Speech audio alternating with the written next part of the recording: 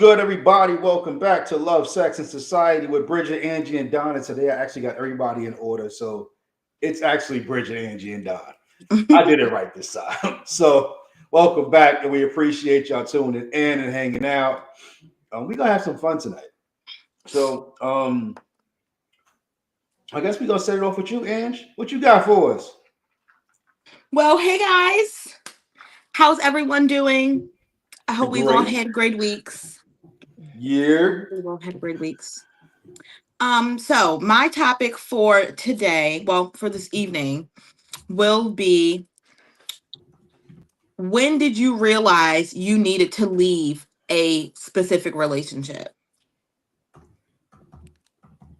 Okay. So, um, damn, I had so Like many at different what was situations. the like honestly, you know what?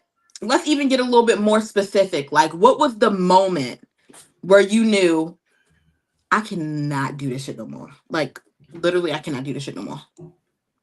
So I've had situations where, because I've actually been cheated on. I know it's a shocker. Yeah, I've been cheated on. Um, when you know somebody's cheating, but you can't prove it, and you like, you know what? I know they're doing it. It sometimes it just gets to the point where you're like, you know what? I don't need the proof. I Mm-hmm. know what's happening, and it's time for me to skate up out of this shit. So yeah, that's usually when, or when somebody's just constantly lying to me. Yeah, I gotta go. Um, Yeah. that's usually my let's skate moment and get the hell up out of this. Yeah. Um.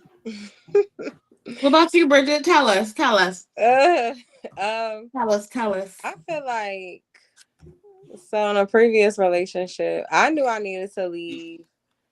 Um. When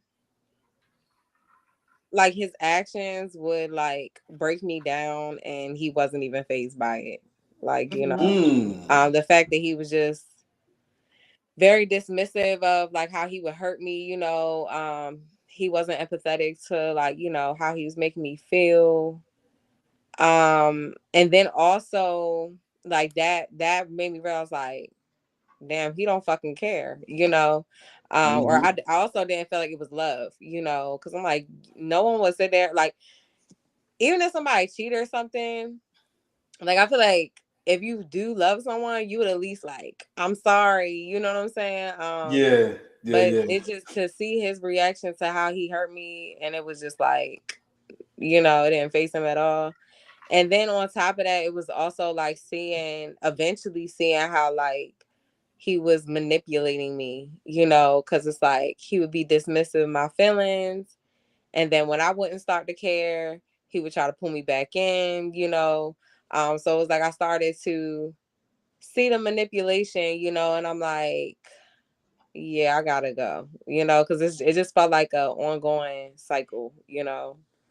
Yeah, that's a common ass narcissistic fucking way of There, doing things. yeah, Oh he is my very god, like narcissistic. it's like, you know what I'm saying, I'm gonna treat you like shit, and then when you get ready to go, I'm gonna play the victim. Right. Yeah, and that's just fucking narcissistic as hell. Yeah.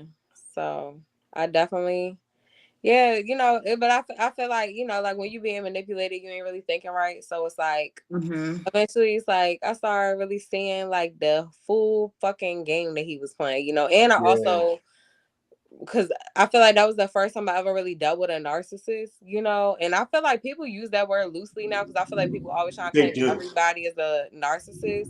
But Yeah. like when I say my ex was a full blown narcissist, like everything that a narcissist could do, he did. Mm-hmm. So being so that like I dealt with him for such a long time, and since I was kind of young, um, it was very easy for him to manipulate me, because in my mind this is normal to me. You know what I'm saying? Um, Yeah, so yeah, it wasn't until I guess I started getting older and coming to my senses, like, yeah, this motherfucker don't care about me. Like, yeah. How about you, Angie? Well, it Yeah. it took me a long time to realize that I was in a well, you know what? Let me rephrase. It took me a long time to realize that I was in a toxic relationship that I couldn't fix. Mhm. Mm. You know, a toxic relationship that was not getting better. And it was like, is this what the rest of my fucking life is going to be like? Right. Right. Like, is Mm. this what is going to, is this what, is this what, is this the person that I think I'm going to have children with? Yeah. Yeah. Am Absolutely. I going I to get feel you on fucking that. stuck? Like, Yeah. literally, you know what? That's what made me leave. I had to leave before I got fucking pregnant and stuck. Girl. Yes. Yes. Straight Girl, up. me too. You fucking No, know, John. seriously, no, Angie, I feel you 100% because I feel like I went through that same phase too. Like, I just started like sitting in a reality, like, I don't want to have no kids with this motherfucker. Like, he's Yeah, fucking crazy. Like, I'm not, yeah, Mhm. and then I also like started looking at like, and I'm not going to say he is a good father, but it's just certain, like when it comes to parenting styles, you know what I'm saying? Mhm. I'm like, yeah. if I had a kid with you, absolutely Mhm. not. Like, fuck Mhm. no, that shit would not work. So just like you was saying, Angie, it started really sitting into me like, no, this is not how I want to be treated. This is not the type of person that I want to be with. This is not the type of person I want to have kids with. And thank God, because I really feel like God looked out for me. Girl, 'Cause I ain't never get pregnant. thank fucking. Yo, when you I dodge thank a the Lord bullet, every motherfucking day that I don't have. Listen, Yeah. I could have had 2 children by now. Listen, and I'm not ashamed of. You know, I am pro-choice. Do Ain't no you? for yeah. sure. Do you? Because trust me, if I had 2 children with that motherfucker, I don't know. Turmoil. It's just I don't turmoil. Like know. a I don't life of know what turmoil. I would be dealing with, You bro. you know what I think though, like especially in my situation, I feel like God really looked out for me. I'm not gonna lie, because I never got pregnant by him, right? And that motherfucker got hella kids now. Like, you know what I'm saying? So it's like everybody pregnant but me. But I don't like I feel like I probably would have never left if I did have a kid with him, or it took me way longer. Mm-hmm. It You would know what have I'm taken Mm-hmm. saying? you way longer. And I mean, Like, and even if you do leave, at the end of the day, you still yeah, have to co-parent with that person. Like they still have the ability to still pull that bullshit. mhm, Like that, yeah. And then now you have a child in it. right. Like, no, absolutely not. And even what you saying, God looked out for you by not getting you pregnant. Even though I did get pregnant. When I say I got pregnant in two of probably the worst fucking situations. Hmm. And like I said, I'm really not ashamed of anything that I've been through. The first time that I got pregnant by him, I didn't find out because mind you, I had my cycle the entire time. Okay. So Oh shit. I didn't think that I was. I didn't find out until I was at least 20 weeks. Wow, that's crazy. So 20 3 months. weeks? 3 months. No, 4 months. 4 months. Yeah. Yeah. Your girl was halfway through. And Am I she mathing still it said right? fuck no. Still said fuck no. Yeah. Like I'm so, and mind you, my family also hated him. Like Hmm. when I say my, actually both of our families hated each other, and because they just knew all the bullshit that me and him were doing, because the bullshit was happening in their homes, because at that point in time we didn't have a place for ourselves. And to the point that my first abortion cost $1,200. What? Yes, my first abortion cost $1,200 because I Damn. God basically, I'm gonna be dang. real, I'm gonna be real, I'm gonna be real. I basically had to have a baby. Why? Like, Because so far along. So far hmm along, yeah. yeah, Yeah, So yeah. I had what this. is it like? The I more got further along induced. you I are, got the more it induced costs. basically, huh? The more further along, the more it costs. Yeah, Yeah. because the more they have Yeah. to do, because the more the baby is developed. Like I literally had Okay. to. I was basically induced. Like they gave me medication that produced that made contractions go on, and then after that, after that, they put me to sleep and I woke up. No baby. Mm. No baby. Yeah, like Yeah. so was it like after, because I know you say you had two, but like was it after the fact that you had to have a abortion? Did that make you realize, like, if I don't want to have a kid with him, like, why am I still with him?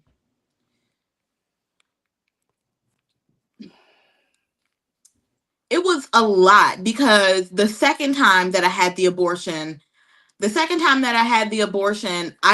wasn't prepared to have an abortion. I thought I was going to have baby Are you did? because Okay. yeah, I thought I was going to have a baby. I thought, I thought we were okay. Mm-hmm.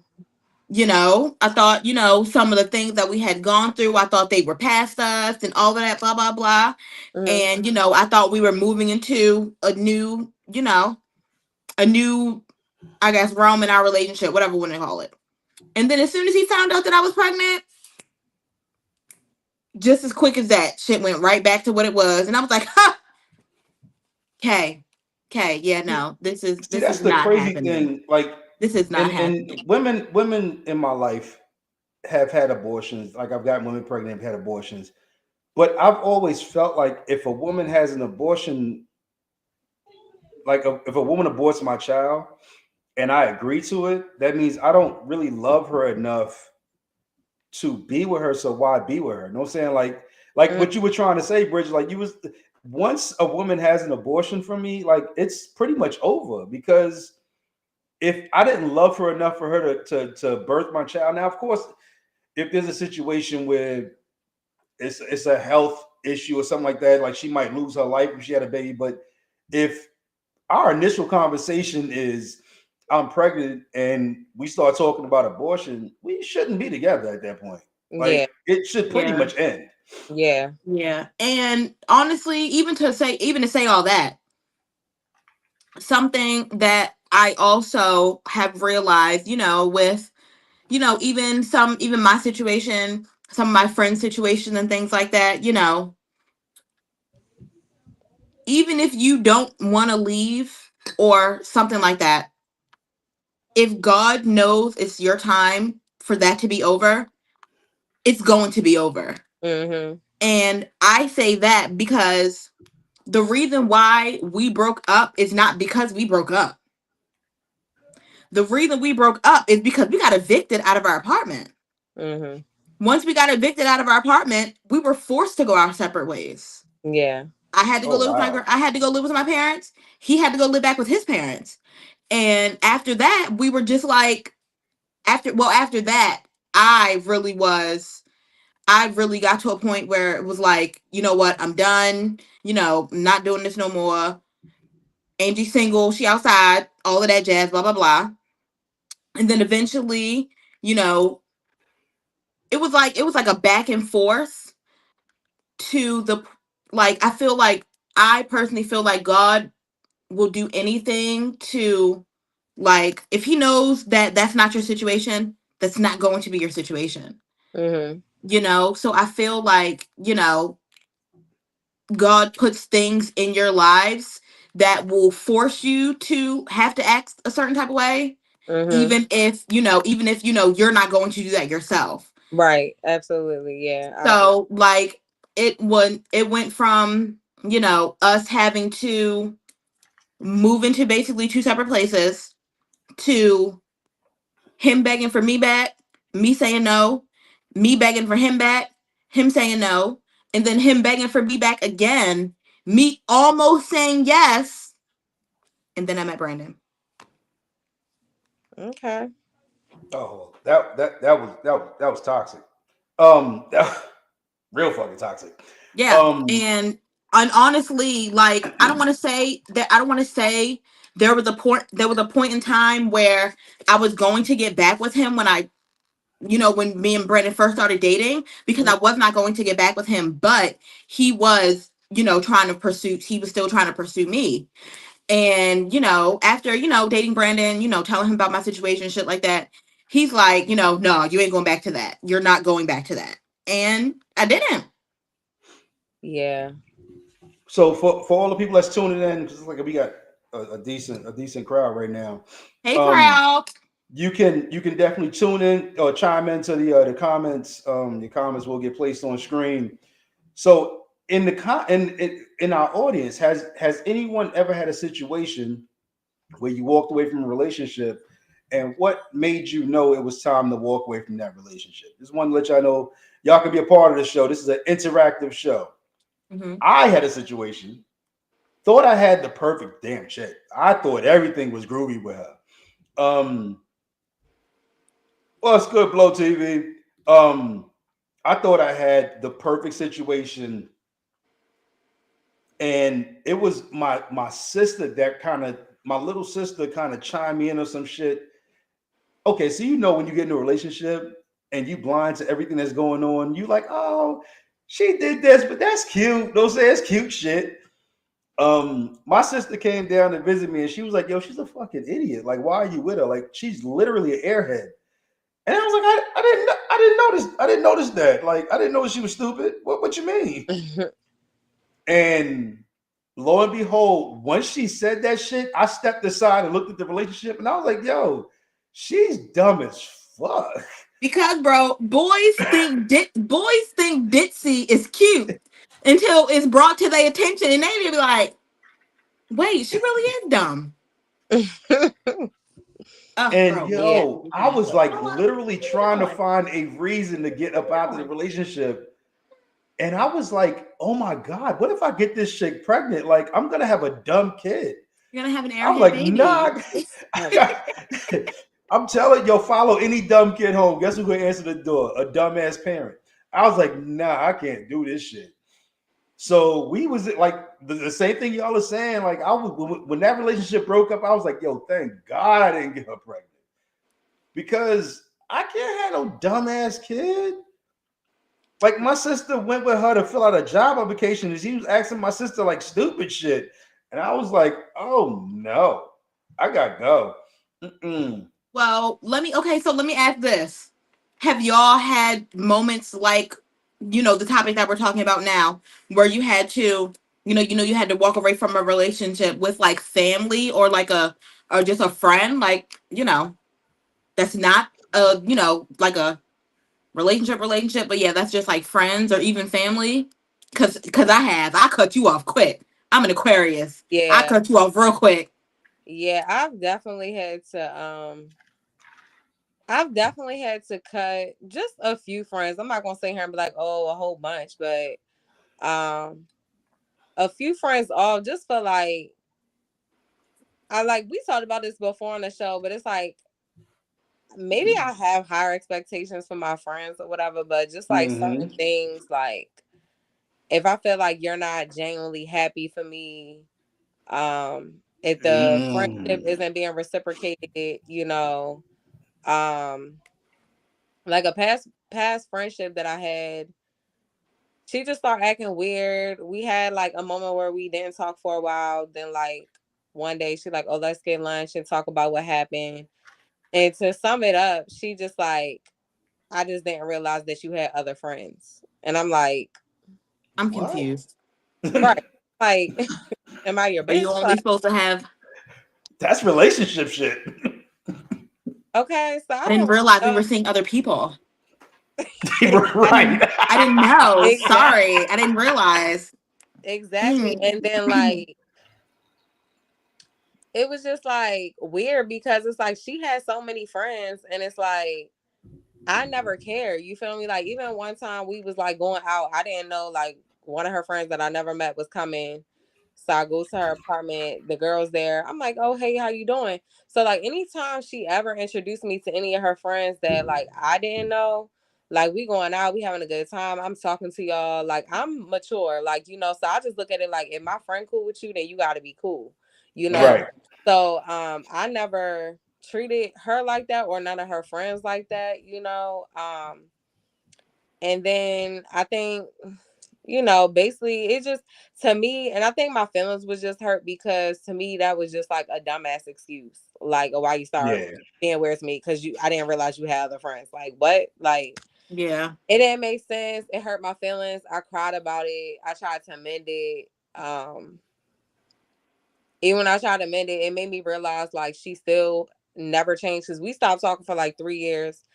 And when we tried to mend it, it was like, all right, 3 years and not talking, but I still see her mentality was still the same, you know? Yeah. And that's why I say, Yeah. like, I so feel that, bro. yeah, some people, like, they grow older, they can accomplish things in their life, but their mentality can still be very Still be the Mhm. same. you know what I'm Yeah. Mhm. saying?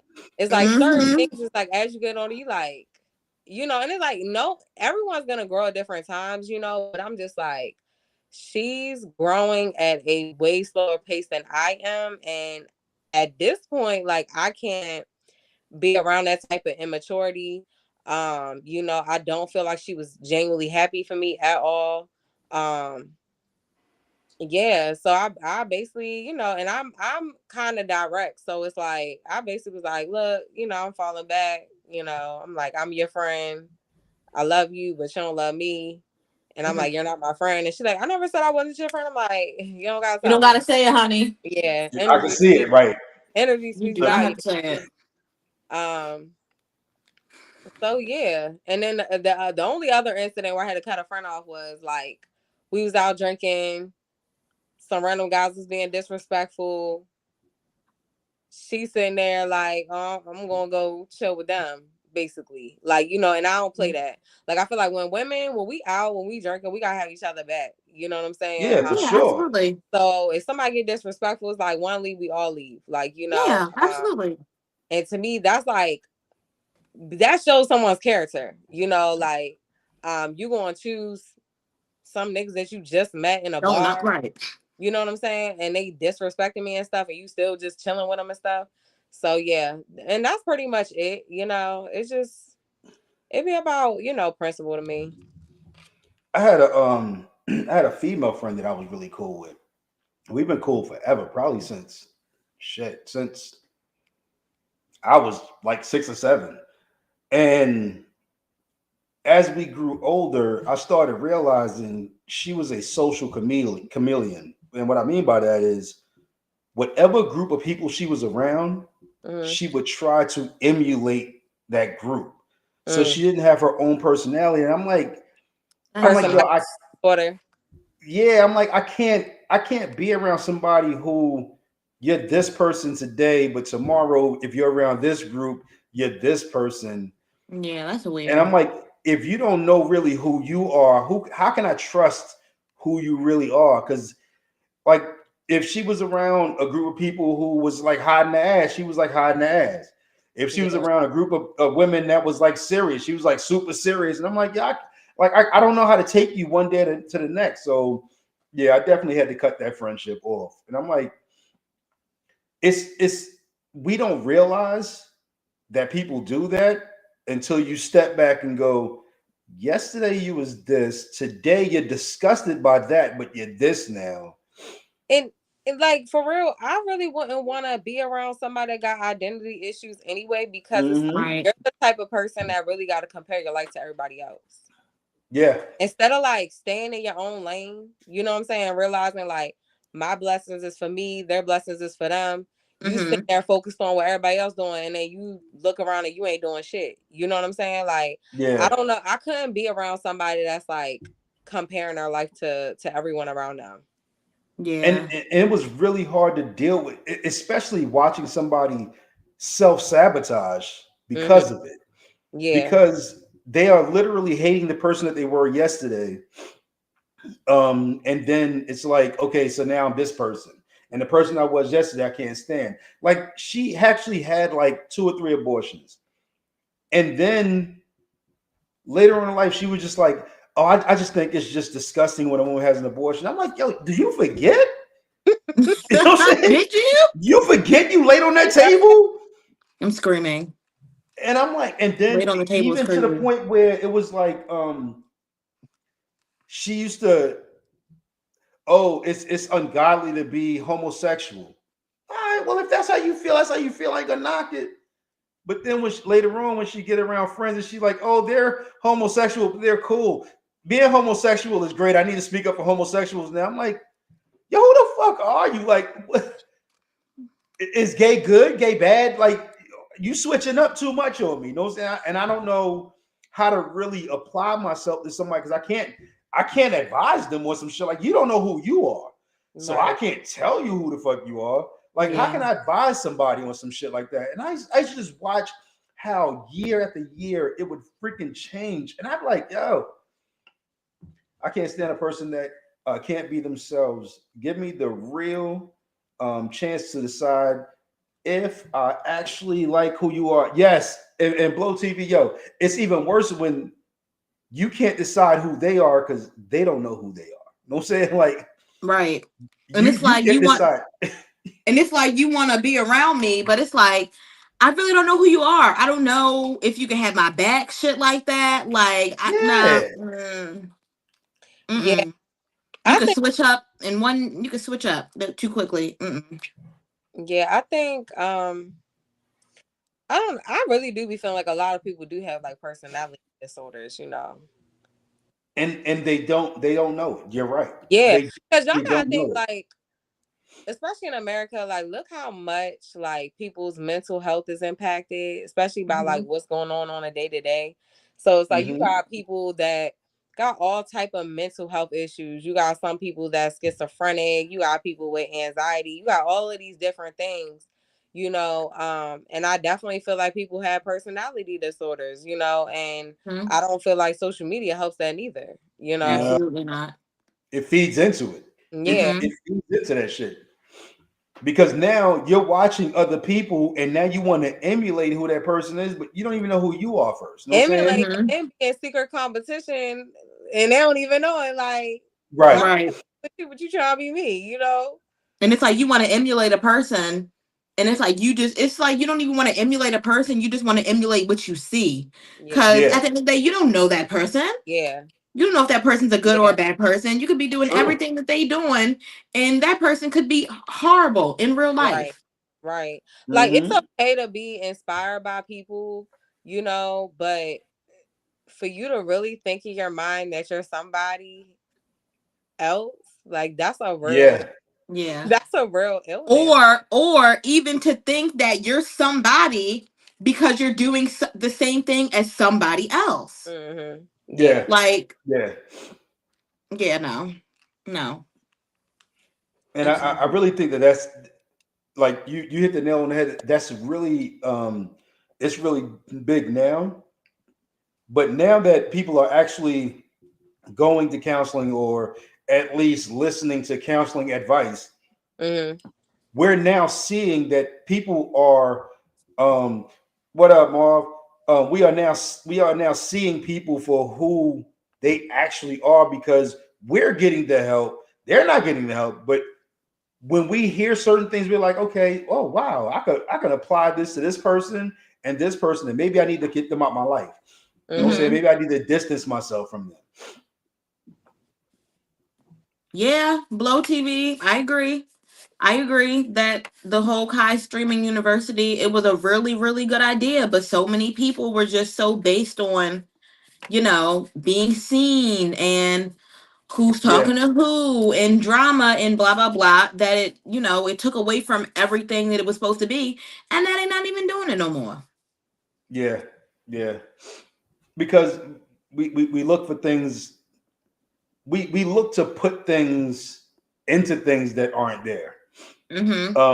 We place ourselves in situations and we look at them and we go, okay, so this is not really what it is, but this is what I see it to be. So this is what I'm going to play. This is the image I'm going to place on that. Exactly. Yeah, that's horrible and really hard to deal with, especially with social media. Like I'm too grown to deal with some of the shit on social media. I just can't do it. I can't. All right, so let's try something real quick. Everybody's on. What we got? About 8-9 people on. All right, so cool. It's barbecue season. Y'all know how barbecues go. I love barbecues. Right? Cookouts. So finish the sentence, right? It's my house, my rules, and when you come to my house, my rule is finish it. So it's my house, my rules, and when you come to my house for a barbecue, my rule is for a barbecue. For a barbecue.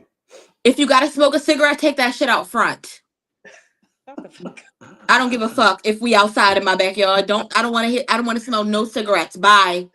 You can smoke weed. Bullshit. You can smoke hookah, whatever. But if you spark a Newport, Wow. It's a barbecue. Is my rules. Your rules, your house. Definitely bring something. Bring your own he, liquor. just said that. Bring your own liquor. Don't touch my shit. I don't know. yeah. Listen, if you ain't put up for these crabs, you're not eating any. Oh, I got a rule. Ooh. Don't touch my fucking vegan burgers. You got your own shit. That's one.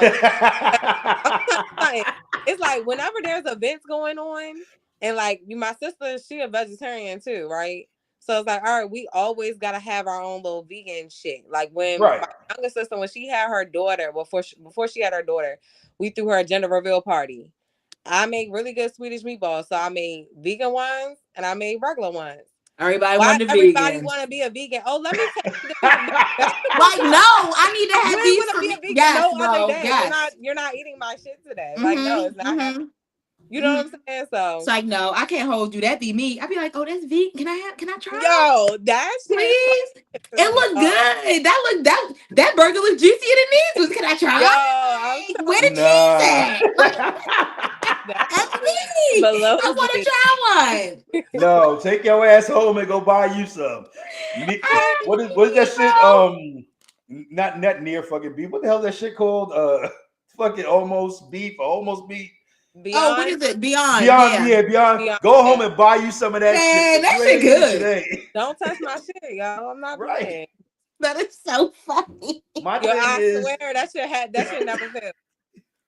and it's crazy because that's what they don't try the shit anywhere fucking else, but then they come and they're like, oh, I want to try that. They eat pork any other fucking day, but now they want to eat the turkey sausage. Whoa.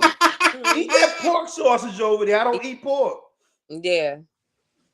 Yeah. I'm screaming. That is so funny. So my thing is, first of all, bring something. Don't come empty-handed. Right. Secondly, if you bring bottom shelf liquor, you drink bottom shelf liquor. Okay. Don't touch the Hennessy. Yeah. Don't touch the Remy. Yeah. If you bought Salinak, your ass is drinking Salinak for the fucking day. You know what I'm saying? I can't stand when people bring bottom shelf liquor, but they want to drink top shelf the whole time they there. Don't bring no Amsterdam thinking like right. And they do it all the fucking. Oh, I don't want that rock gut. Then why the fuck you bring it? Because we don't want it either. How about this? When you know what irritates my soul? When you invite somebody to something and it's bring your own bottle. They don't, and you let them know multiple times it's bring your own bottle, and then they come with no bottle and they want to hit your liquor the whole time. Right. Come on, bro. Take another shot. No. I told you plenty of times to bring your own bottle. Why you ain't bring a bottle? Right. You about to be sober. Everybody's gonna be drunk, you're gonna be sober. Listen, since we've completely changed the topic over to cookouts, I have a worldwide question. And just a worldwide like thought of why and who came up with this rule, because this was not a rule in my home. Why can't kids eat ribs? Whoa. Ribs ain't kid food. Exactly. Like, what do you mean ribs is not kid food? Too expensive. Fuck that shit. Like they gonna eat a fucking burger. I don't know. See, I don't know. I don't know. I don't know. We grew up in if it's cooked and it's on your plate, you better eat that shit. Salmon. Let me see what else. Ribs, steak. Oh, that ain't kid food. They gonna fuck over it. They gonna just waste the shit. Eat that hamburger and that hot dog and go take your ass and get dirty in the back of the yard. No. I mean, people feel that way with crabs too, but crabs fucking too expensive. I don't know. When I was young, my grandmother. I get crabs. Crabs are very expensive. Yeah, they are. But when I was young, my grandmother used to have little crab feasts, and they had a whole table for the kids full of crabs. Yeah, it's as long as you once you learn how to pick, do you? Yeah. And that's what they'll say. They like, I ain't picking it for you. Exactly. My grandmother taught me how to pick. After that, I was in there. Yeah. I get you some small crabs, but these jumbos is for the adults. You know what I'm saying? Like these. See, I can live with that. Give you some small crabs. But I definitely want me a crab though. Yeah, shrimp Off kebabs. rip. Nope, not for kids. Mm-mm. Royal Shrimp kebabs. What? You better hand me a shrimp kebab. I want a pepper. I want an onion. I want all that. Yeah. Yeah. My kids gonna hate me because you gonna eat this food. That's Ain't right. gonna be no chicken nuggets and French fries every day. They are not old enough to appreciate the value of it. They will waste that shit, and half your Yeah, damn good food to be in the like damn today's, garbage. I feel like most of today's parents, like most of them, they be taking their kid to get lamb and lobster and everything you can think of. These kids be bougie. Mm-hmm. Sushi and shit. Like, what you want for dinner? Sushi? Like, what? Yeah, that's how. Listen, that's how my nephew is. My sister got 3 kids. She got 2 boys and 1 girl. The oldest boy, he is a chicken nuggets and hot dog boy. Chicken nuggets, hot dogs, chicken wings. That's it. Mm. That's it.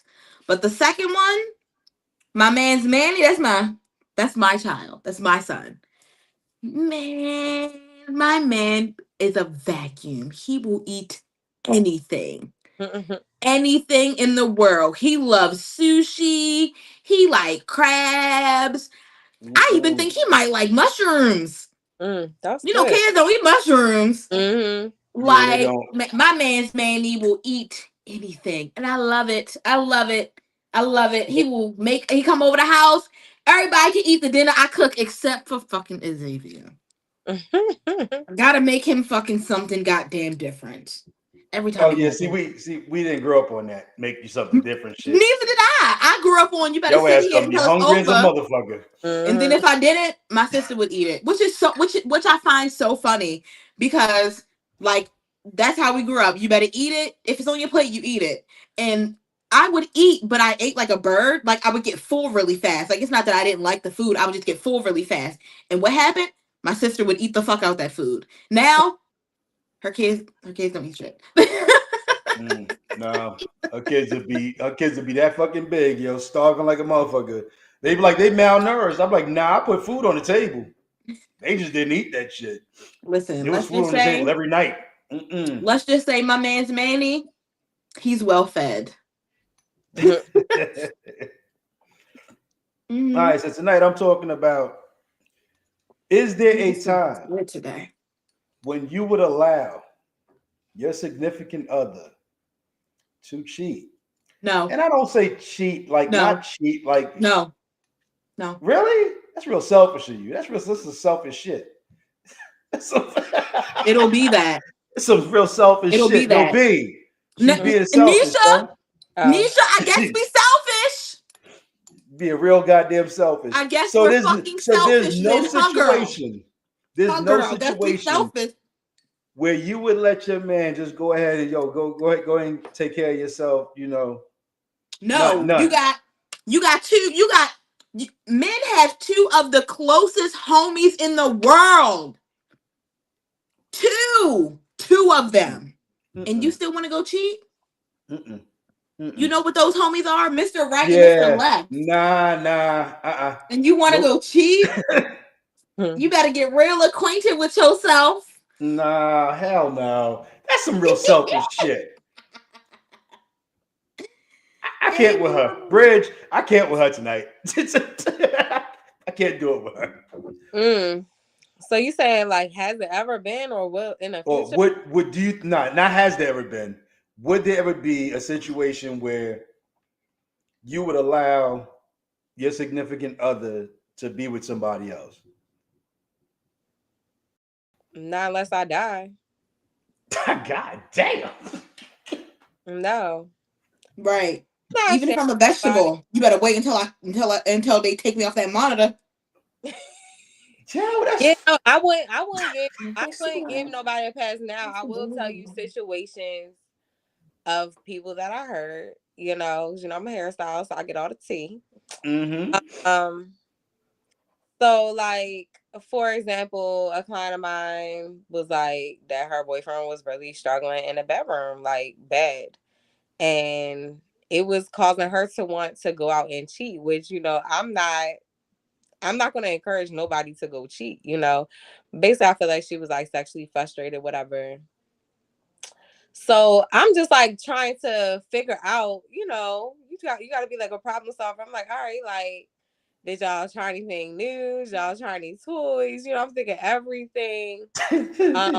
She like, I'm like, did you have a conversation? She like, yes, yes, yes, yes, yes. So then, you know, I'm like asking like, how many women has he possibly been with before he was with you? Because I'm like, that might be part of the issue, you know. Yeah, inexperienced. Yeah. Because she was so frustrated, she literally wants to go cheat. The last question was, would you let him go fuck somebody else to maybe like get some experience? She said yes. I said, this Wow. bitch. Wow. She was like, Wow. yes. She was like, Oh. that's a great idea. Oh, Like, what you done started something, Bridget. She probably went home and was like, let me tell you what I heard today. Yeah, but it was like, you know, I feel like, to be honest, like, you know, I feel like sometimes I feel like people do need to experience somebody else to like get more experience. You know what I'm saying? Like, and to, you know what I'm saying? I don't know. It's hard to explain, but you know, but yeah, I feel like in that situation, it was a pass. Then I recently had a client who she's for real. I don't know. But no, for real. For real. Let him, For her to be like, you know what? Yeah. Like, yeah. I was shocked, but and then the other client who recently she's married, and I don't know how we got into the topic, but she just basically like, you know, she would let her husband like, you know, go have sex with other women and stuff. And she was like, they would bring her into the bedroom, but then she would say like it would be times that like I'm she did interested. shut the fuck.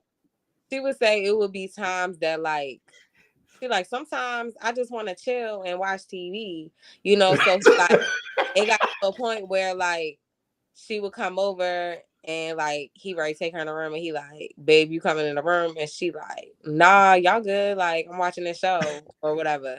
No, And y'all good is she like crazy. she basically was telling me that like she don't always feel like having sex or whatever. But I She's asked like, her, fuck that Law and Order's on. so, but Y'all go listen, ahead with y'all listen, business. Right. Like, you don't see me. already You don't see, talked, I'm busy. but we already talked about this though. So I asked her because of the fact that like you was bringing her into the bedroom as well. It wasn't just him going off on his. I mean, eventually he was going off on his own because she didn't want to partake every time. But I'm like, okay, so it's clear that you're attracted to women too. And she like, yeah. So we talked about this before on the show. So I had to ask her as a woman that like is sexually attracted to women. I said, can you admit that the only reason why you're comfortable with bringing this woman into the bedroom with you and your husband, even let your husband sleep with her without you being there, is because you're equally sexually attracted to women? And she was like, I can agree, you know? So I don't feel like women who are heterosexual, I don't feel like we're wrong for not wanting to share our man. You know what I'm saying? Which we already talked about this, but she agreed with me. She agreed with that was her reason. She said, because I am attracted to women, so that's why it's fine for my man to sleep with other women, you know. I mean, I totally get that. I totally get that. And I see, and I 100% can see how it worked. Now, if it was the other way around, no, because that means, nigga, you gay. So no, I'm not doing that. Yeah. I'm not doing that. I'm not doing that. I'm not doing that. Yeah, no. I'm not. I just Lord, I hate talking about I that. think if I was Like why people I think if I was incapacitated and I couldn't satisfy my Rage woman and she's doing all the other things, like she's taking care of me, she's making sure I'm good. Like she's basically being my damn nurse for real. You know, so like she's taking good care of me. Why should I allow her to be sexually frustrated? You know what I'm saying? Yo, like just go handle your business if you got to. You know what I'm saying? Like, no, you are lying. no, why can't you handle the if I business, can't though? do shit, you know what I'm saying? Like if I can't do nothing for her, go ahead. You know what I'm saying? Take care of yourself, but you know. Now, when you say you can't do anything for her, is that just sexual? No. I'm fucking paraplegic now. Then at that point in time, she might as well just leave your ass and go get her another man. Because I still need her. Wait, why are you sending her away? I still Go need get you her. a nurse. No, fuck that shit. I want my wife to be next to me through my Low hard TV, times. thank you. Thank you. Relationships are so fucking cooked, bro. Yeah. Well done, steaks. Help me So out. What the fuck does cook and mean? you I don't basically know. saying, as a man, if it start working, you will let your wife Done. get a pass? If it's not working, as far as if I'm not working, if my things, you know what I'm saying, can't work. Yeah. Your legs don't Like, work you like get they Yeah. used to. like Yeah. But y'all know me. I'm a But- fucking freak. So you know what I'm saying? Like, y'all know me. I come But- from a different part of this world. You know what I'm saying? Like, yeah, go handle your business. You know what I'm saying? Fuck it. No, my why man I wouldn't better. let my partner cheat, because if you want to just mess around with any and everybody, whoever you want to, you could just be single. Why you want to reap the benefits of being in a relationship with me, but then want to be with all of these different people? For all of that, you just be single. So I had a Exactly. Then I'd be I had a damned if homie- somebody get pregnant. I had a homie, a really good friend of Or mine, give you something. and his wife had cancer. Like she was dying. You know what I'm saying? Like she had cancer. And he took care of her. Like he was by her bedside. He made sure she was good all the time.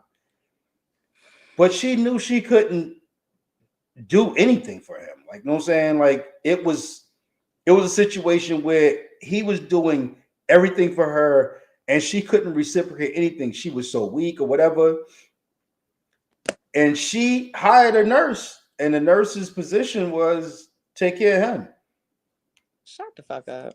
Yeah, for See, sure. I honestly, like, even if She said, "Shut the fuck up." even if that was my situation, right?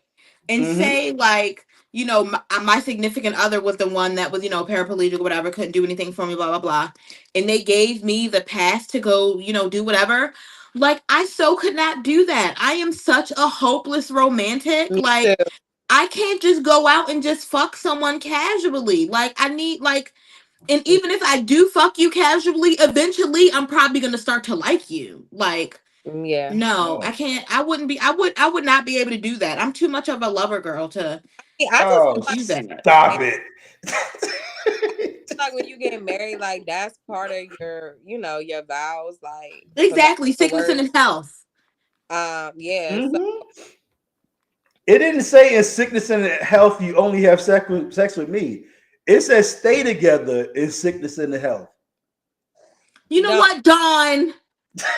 if you get married, guy, one man for one woman. Period. Show me that in the Bible. Like, That's not in the Bible. That's not even biblical. Okay.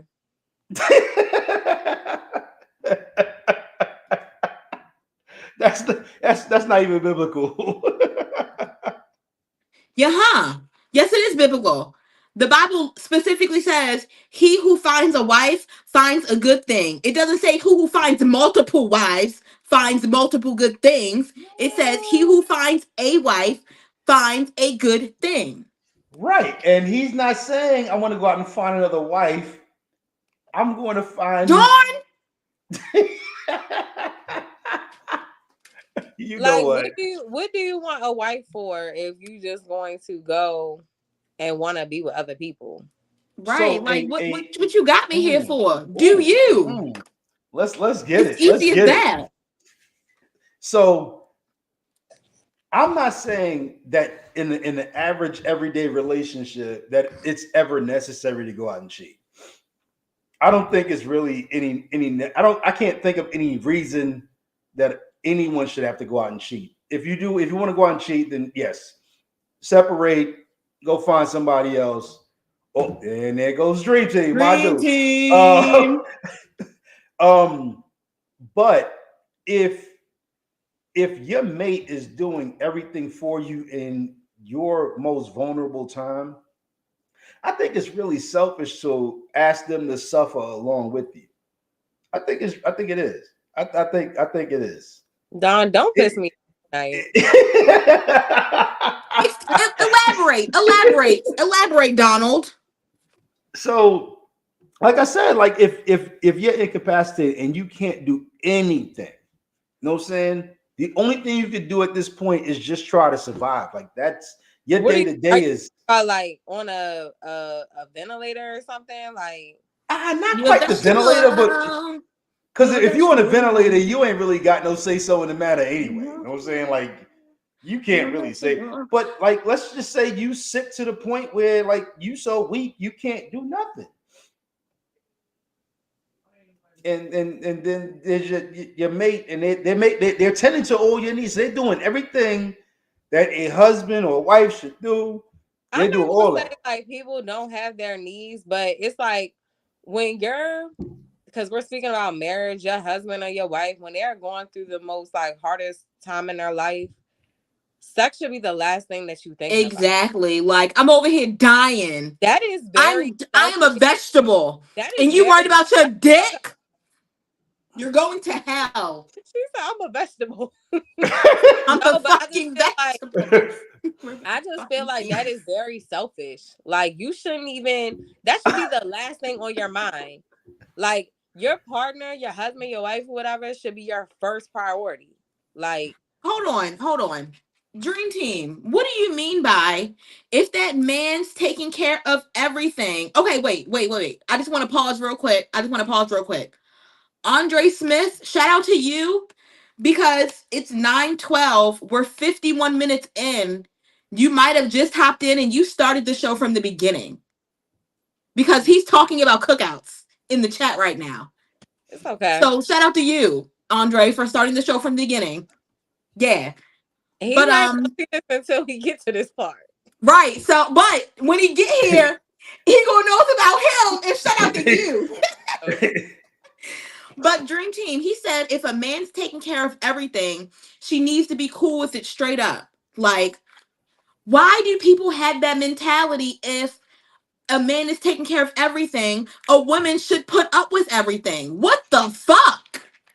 No, that's not what he's saying. That's not what he's saying. He's saying if she's sick and he's taking care of everything for her, then she should be cool with that. His comments about the cookout. It's adorable. Thank you, Andre. Yo, Andre, we need to get you some better Wi-Fi, son. No, it's not. No, his Wi-Fi is not off. It's just that when you when you hop you into a live scrolling? show, when you hop into the live show, you have an option to either start from the actual beginning or you can hop in where the live show is. He decided to actually start from the beginning, and hopefully he'll watch the whole show. So, shout out to you, Andre. Yeah. Nah, Blow TV, she the slave, huh? Help me out on that one. I'm not sure what you mean by that. He's Because she taking fans, all that bullshit. and he's 700, and all she can give him is a little slack. Right. Just lighten up on him a little bit. You know what I'm saying? Let him get one off real quick. That's it. That's all he's asking for. Got to squeeze one off. You know what I'm saying? Same exact men that when a woman is so fed up with y'all bullshit and go walk away and get another nigga, y'all crashing the fuck out. Crashing the fuck out, just like fucking my ex did. Crashed. And Brandon was like, sorry, nigga.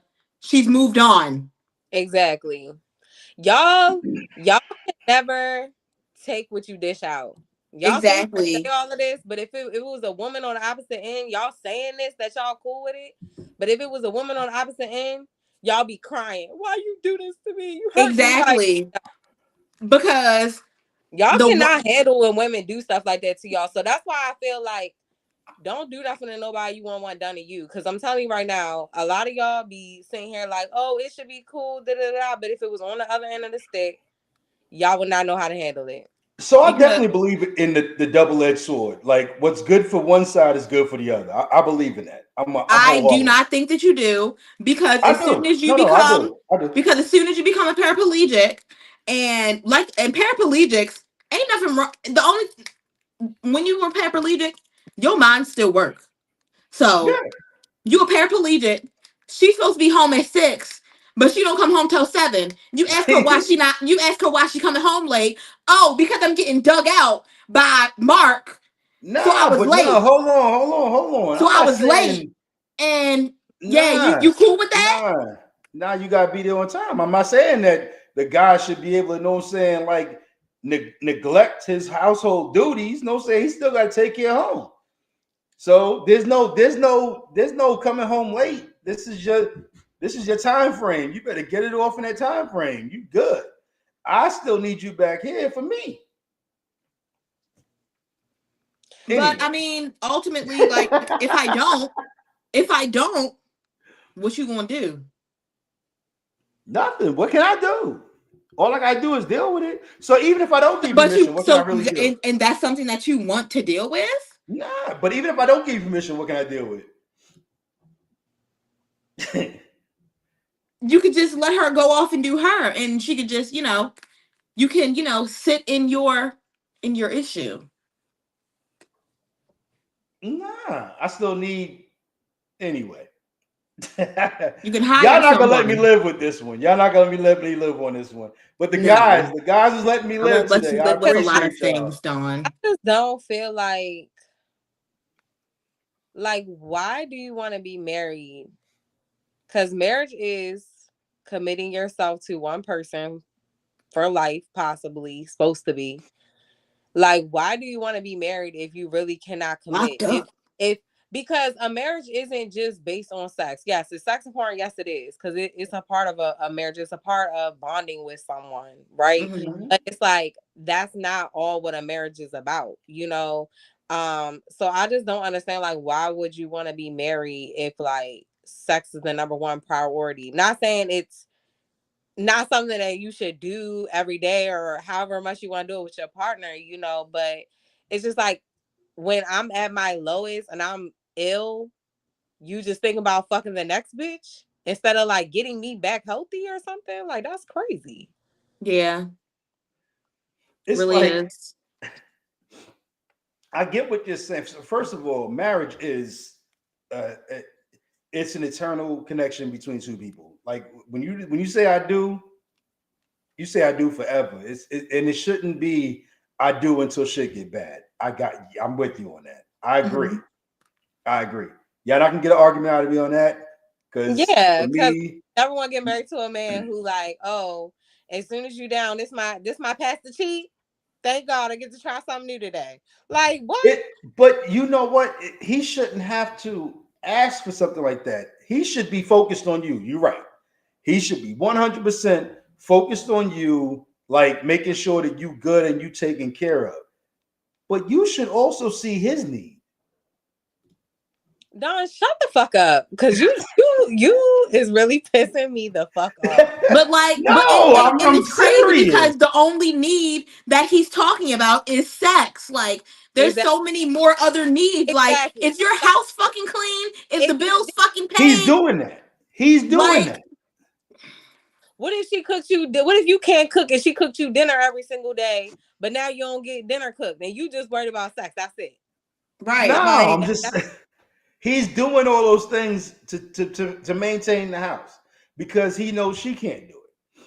So he's doing all those other things. He's cooking, he's cleaning, he's making sure that she's well taken care of. And the only other need that he has is what? He has. And he can't have that? He has a hand. He has a hand. Wow. Use it. Okay. Use it. I get. You know what? I can't knock what y'all saying because there is a till death do us part and all that, but it's keep it real. Be quiet. Like, we don't even care what you got to say. We do not care. You don't like, he don't give a fuck. You don't even want to be a husband. I was right. Yo. Stop pissing me off, y'all.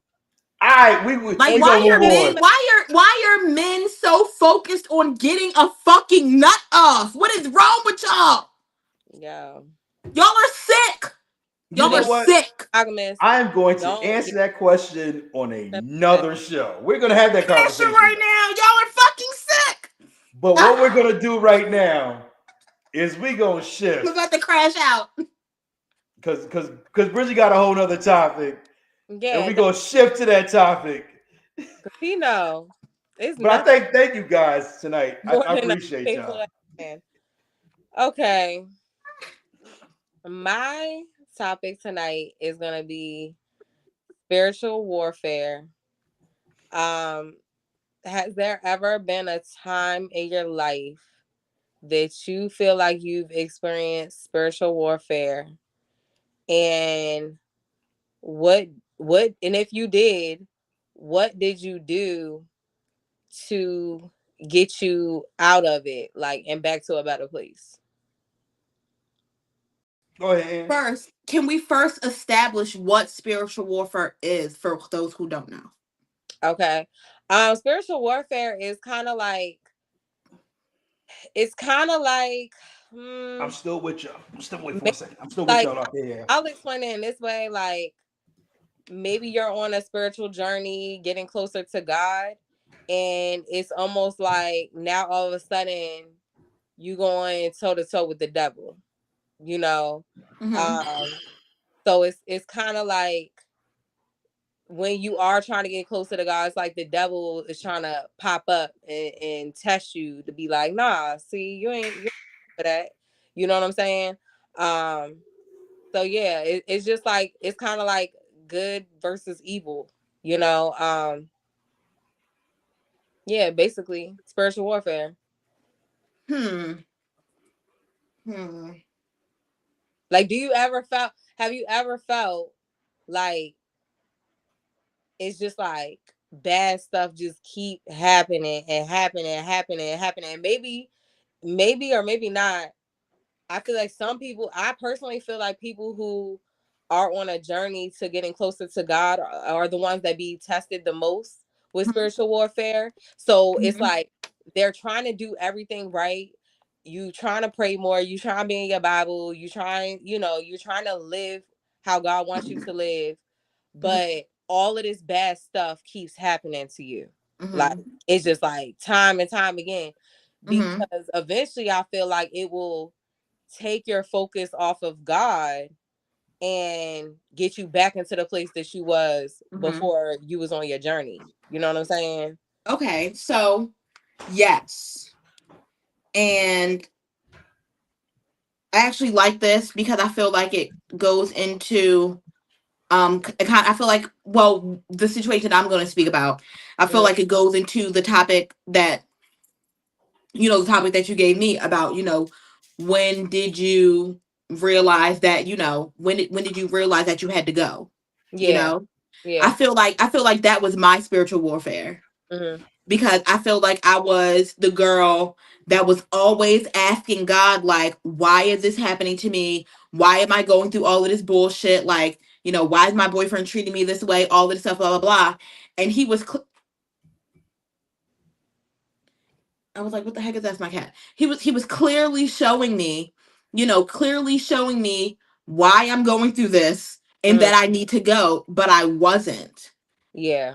So I feel like the spiritual warfare was the back and forth of, like, how many times you going to keep asking me about why you going through this? And how many times am I going to keep showing you why you're going through this and that you don't have to go through this, but you're still going through this? To the point where it's like, okay, you don't want to listen? Cool. Now you're evicted out of your fucking apartment, Yeah. Now you don't want to listen? Cool. Now you going to court because you and this man just got caught fighting in the fucking street and somebody called the police on y'all. Yeah. I feel like that was my spiritual warfare, like going back and forth with God on, Angie, this is a toxic situation. You need to get out of this. You have opportunities to get out of this. Get the fuck out of this. You're not listening. Yeah. So mine's was so before my previous marriage, she wanted to, and I know this is gonna be crazy after the last conversation, but it is what it is. So she wanted to abstained from having sex for a certain period of time before we actually got married or whatever. I bet you said fuck no, huh, Don? No, I didn't actually. I actually I did it. I did it. I went almost a full year without having sex. But because the devil knows me, Mm-hmm. and he's like, he's not gonna be able to do this. Mm-hmm. So I don't have to throw women in his face. He's going to fuck up. He's gonna fuck this up. Mm-hmm. And as you know, saying the strong guy got, the devil was like, nah, he's gonna fail. I ain't gotta worry about it.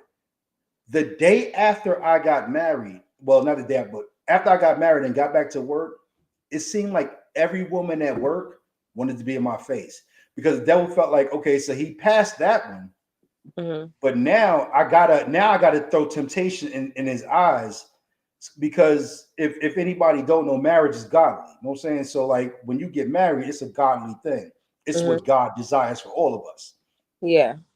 So when she was like, "Oh, let's not have sex," the devil was like, "I can leave him alone. I'm good. No, I ain't got to worry about him. He gonna fuck this up." But then when I got married, the devil was like, "Yo, I'm gonna throw everything in his way." When I tell you, I got married on a Saturday, I got back to work on a Tuesday, and it's like every woman that had walked past me and ignored me for the last 10 months was like, "Oh my God, yo, you smell good. Yo, you look, don't say what you wearing today?" Yeah. And I was just like, yo, like, leave me the fuck alone. Like, stay the fuck out my way. I'm happily fucking married or whatever. And so when it comes to spiritual warfare, it's always going to look for your weakest vulnerability. Yeah. And it's going to try to pick at that shit. Yeah. And it's hard as humans. It's hard for us to go, I'm strong in every area and I'm going to try to build up this one area. We usually just focus on the areas that we're strong in. Yeah. And it's especially in relationships. In relationships, it doesn't have to pick at your weakest point. It picks at the weakest point in your relationship.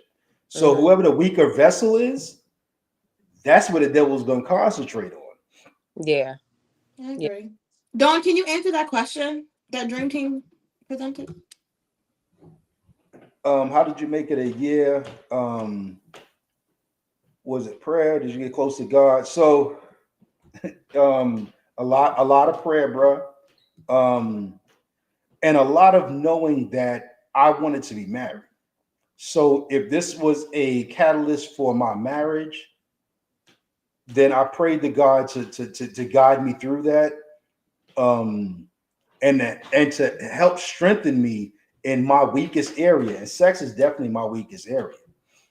So yeah, a lot of prayer, because it's not like we didn't live together. We lived together. We just slept separately. I slept in the living room. She slept in the bedroom.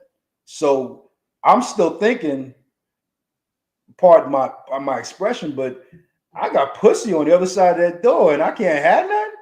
Yeah. And it was a lot of quiet nights of turning off the TV and praying. So yeah, prayer is the only thing that's gonna get you through that. Now I will say that after we got married and we did have sex, it was extraordinary. It's a fuck. Like I had sex for 10 months. It's fucking extraordinary. Like you could have threw me the worst fucking sex on this planet, and I'd have been like, y'all want to marry you. I'm saying at that point. You stupid. He's so stupid. But here's the bad side about that. We had sex prior to those 10 months. Mm-hmm. So I feel like if you're gonna do something like that, then you should do it from the very beginning, and that guy should agree to it. Yeah. Don't switch it up after 2 months and be like, you know what? After 2 months of having sex, I think you know what? We can have sex or we can't have sex, and we should wait till we get married. Yeah. You should have told me that from the door. I'd have been like, nah, I'm good. I'm out. Like, you know what I'm saying? I'm not gonna do this. So, yeah. But that was my previous marriage, not my current marriage. We Current marriage is different. We Yeah. took care of each other the whole time. I'm screaming, Dream Team. What the Sorry, babe. fuck? 10 months shit. So, Oh but god. when you honestly, and what a lot of guys don't realize, and I guess this will kind of lean back on the previous situation, the previous conversation. You can really, you never know what you're capable of until you attempt to do it. Yeah. Called It willpower. it is called willpower, and the more you pray and the more you look within, you kind of find yourself in a better situation. Yada yada yada. But I'm not changing what I thought about the last situation. Though. I'm not changing that. Anyway, So, Brandy, Bridget, what do you think? what do you think? Yeah. Have you had spiritual warfare? I definitely have. Um, so like I said, I grew up going to church. I chose to get baptized. I don't remember how old I was. I was probably like 9 or 10. I was probably 10. I don't really Yeah, I remember. was 10 when I got I chose one. to get baptized by myself. Um, and then like I said, I feel like I strayed away from God from like a teenager through most of my 20s. So I feel like 2019 2020 it was like close to the time that like I stopped eating meat and stuff that I wanted to get my relationship back with God. Um so basically during the entire pandemic, um I wasn't like in the beginning, I wasn't drinking, I wasn't having sex, um I stopped smoking, I wasn't eating meat, and I was in my Bible, and then like I wasn't watching nothing on TV. Everything that I was watching, it was like I'm just learning more about God and what God wants of me. And I'm really learning to like if I want blessings in your life, you have to be obedient. A lot of Mhm. like a lot of people be like, why ain't this happening? Da, da, da, da, why this ain't happening for me? But it's like it's so many things that God wants us to be obedient with. And it's like a lot of us don't even attempt to try to be obedient to those things. And we sit here and wonder why like stuff ain't working in our favor. So basically, like I feel like I was being completely obedient. I'm not perfect by no means, but I was being obedient. And I felt like at that point in my life, this was like 2020, I felt so pure. Like I felt like because I wasn't having sex, I wasn't drinking, smoking, eating meat, nothing, and I'm just in my Bible through the whole pandemic. Um, I just felt like that was the most pure I ever felt in my life. That was the best I ever felt in my life. Like I was working out like 3 times a day. It was virtually the trainer. He would have us like listen to a little sermon before we started working out. After I started working out, boom, everything was good. And then it was like I remember like my birthday came up, and then it started opening up outside again. So my Mhm. birthday, like I had a little drink, and then I feel like it was downhill after. Like, oh, because it was like I didn't drink for so many months. So it's like, boom, I get a drink and I'm like, it's cool. But then it's like I started drinking heavier again. But I was still focusing my relationship on God, like for the first time in true adulthood. And next thing that's the one thing, like when you're on a spiritual journey, everybody else around you is not on that journey with you. Yep. You lose a lot of friends at that time. Yeah, I definitely lost friends, but it's like some people you can't help but be around, especially your family. So it's like if you even before when I was not drinking and I stopped smoking and I'm not having sex, you feel me? Mentally, physically, spiritually, I'm in a whole different place than everybody else around me. You feel me? And if everybody Mhm. else around you is like indulgent in a lot of toxic things, you know, they're not gonna be in the same place that you're at. Mhm. But sometimes you're forced to still be around sometimes darkness, even where Yeah. you at.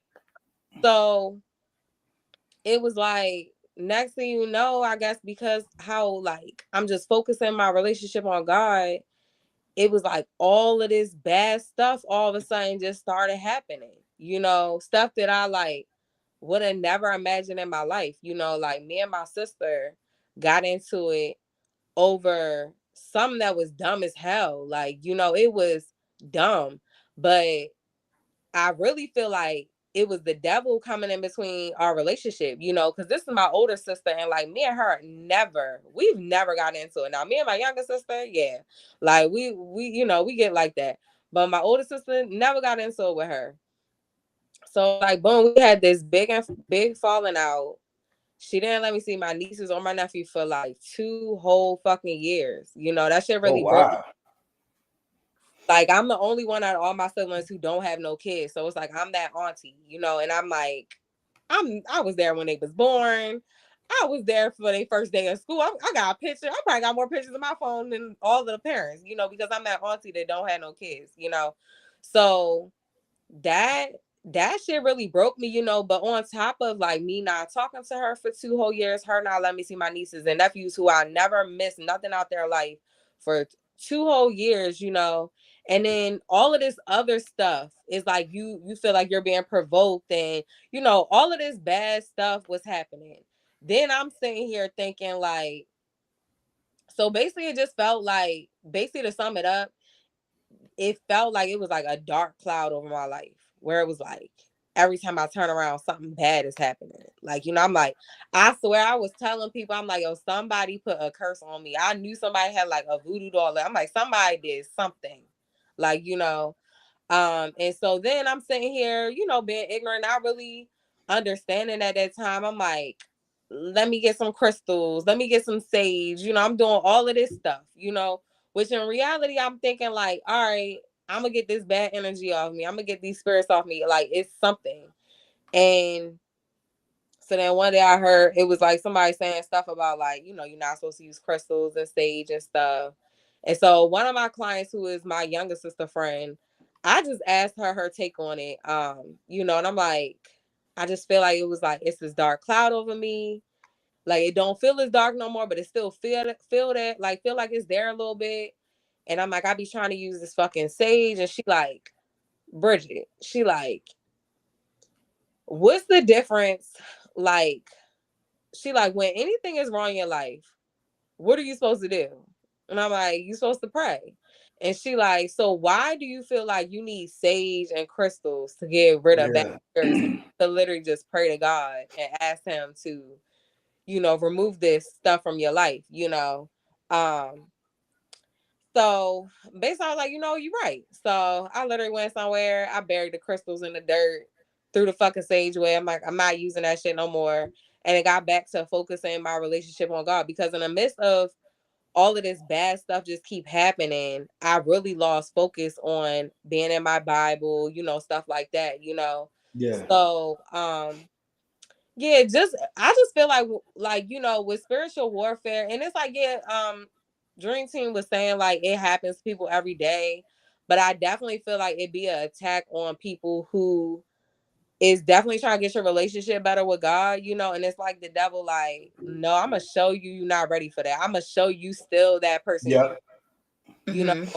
And honestly, like, I feel like when stuff, and I understand like people might have different religions and stuff like that. But if you believe in like a higher power, if you believe in God, period, I just feel like when you look around and like bad stuff keep happening to you, I feel like that means you need to get closer to God. Maybe you stop praying, or you're not praying as much as you need to, but yeah, I don't know. That was my little experience.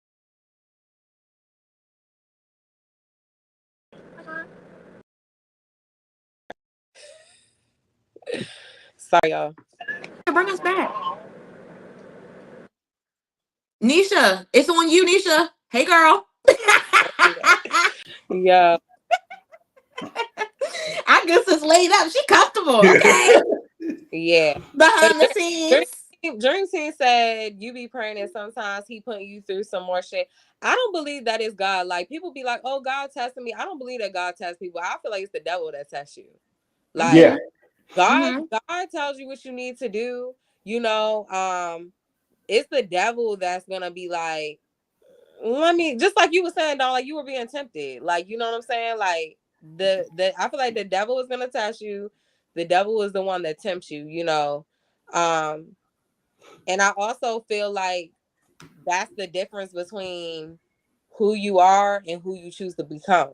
You know, Yeah. if Yeah. you become a better person, you can't sit here and like, you know, you can't sit there and like, even when you're being tested in a different way, you're gonna be tested. People gonna play with you. It's gonna be all, you know, it's gonna be different things. I Like feel like I caused a really good friend of mine to backslide. And I was talking about this to somebody the other day. I had a really good friend of mine who was getting into his spiritual walk. He had stopped drinking, but he was somebody who I always drank with. You know what I'm saying? Like he was my partner. Like I called him my big brother. Like we yeah. always drink together.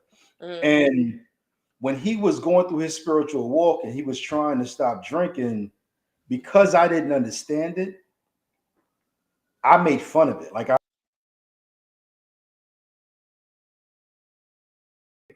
what the hell is happening? All right, I don't know what the hell What the hell? is. Why the hell is it acting up like that? My battery body. I don't know what the hell is causing the system to go down like that. But so I made a joke one day, and I didn't realize how pivotal this joke was gonna be for him. He was at a club. He had met me up at the club. As a matter of fact, I had let him hold my car that day, so he had to meet me up at the club because that was my only way back to the house. And when he got to the club, he came in, and I was like, "Yo, no, say I'm about to go to the bar and get me a drink." And I made a joke to the bartender. I was like, "Yo, give my man a rum and coke, but hold the rum." I laughed. The bartender laughed, but he didn't find that shit funny. And we got into it because I made such a crass joke about his, you know what I'm saying, his trying to change his spiritual walk. And we almost came to blows behind that. And the fucking thing was that night after me and him parted, he ended up drinking. You know what I'm saying? So I was his darkness in the moment when he was trying to find light. Yeah. And like many years later, as a matter of fact, probably about 5 or 6 years ago, it weighed so heavily on my heart because at that point I wasn't, you know what I'm saying, I was Muslim. I wasn't a Christian. I wasn't saved. You know what I'm saying? I was Muslim. And like in Islam, you know, God just says, you know, you'll deal with me in the after. You know what I'm saying?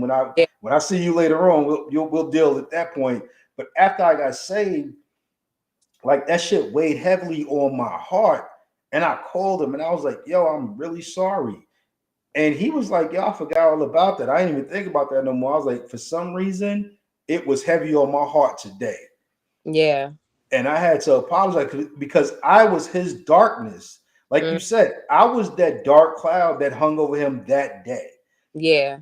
And pushed him away from and pushed him away from where he was trying to get to. So I definitely I get what you're saying. Like when you are trying to be at your strongest point, there's always that cloud, that one thing that's sitting over you going, nah, you can't do this. You're gonna fail, and I'm gonna help you fail. Right. Right. That's the devil. Yeah, all day. God is the one that keeps you pushing forward. Yeah. God is always in this effort, Dream Team. Always.